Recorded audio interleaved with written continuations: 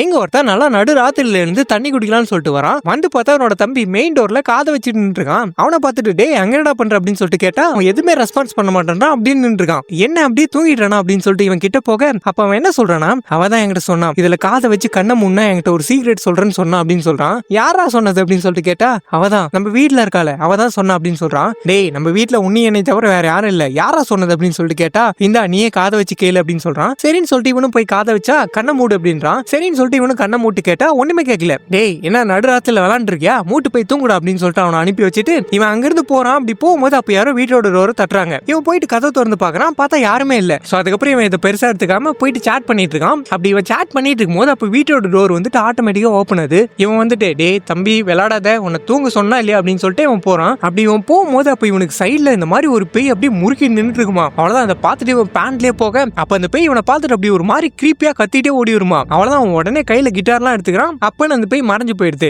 பயந்து போனவன் டே தம்பி இவ்வளவு நேரமா இவ்வளவு பத்தி தான் சொல்லிட்டு இருந்தியாடா, யாரா அவன் உன் கேர்ள் ஃப்ரெண்டா, இவ்வளவு கொடூரமா இருக்கலாடா அப்படின்னு சொல்லிட்டு இவன் சொல்லிட்டு இருக்கும்போது அப்ப அந்த பேய் சடனா இவன் மேல பாஞ்சி சங்க கடிச்சு துப்பிடுது.